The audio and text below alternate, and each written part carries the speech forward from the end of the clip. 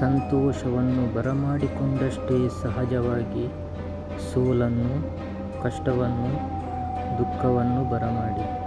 ಖುಷಿ ಯಾವಾಗಲೂ ಇರುವುದಿಲ್ಲ ಎಂಬ ಸತ್ಯವನ್ನು ಮೊದಲು ಒಪ್ಪಿಕೊಳ್ಳುವುದು ಜೀವನದಲ್ಲಿ ಮುಖ್ಯ. ಹಾಗಾಗಿ ಸಂತೋಷ, ಖುಷಿಯ ಭಾವನೆಗಳು ಹೊರತಾಗಿಯೂ ಬೇರೆ ಭಾವನೆಗಳಿವೆ ಎಂಬುದನ್ನು ಒಪ್ಪಿಕೊಂಡು ಅಪ್ಪಿಕೊಳ್ಳಿ. ಕೇವಲ ಖುಷಿಯಷ್ಟೇ ಜೀವನದಲ್ಲಿ ತುಂಬಿರಬೇಕು ಎಂದು ಅಂದುಕೊಳ್ಳುವುದೇ ಮೂರ್ಖತನ. ಜೀವನ ಎಂದರೆ ಏಳು ಬೀಳುಗಳ ಸಮಾಗಮ. ಅಲ್ಲಿ ಎಲ್ಲವೂ ಇದೆ. ಬದುಕಿನ ಬಗೆಗೆ ಹೀಗೊಂದು ಮನೋಭಾವವನ್ನು ಮೊದಲೇ ಬೆಳೆಸಿಕೊಂಡಾತ ಹಾಗೂ ತನ್ನ ಅಸ್ತಿತ್ವದ ಬಗೆಗೆ ಕೃತಜ್ಞನಾಗಿರುವ ವ್ಯಕ್ತಿ ಬದುಕಿನಲ್ಲಿ ಎಂದಿಗೂ ಖುಷಿಯಾಗಿರುತ್ತಾರೆ.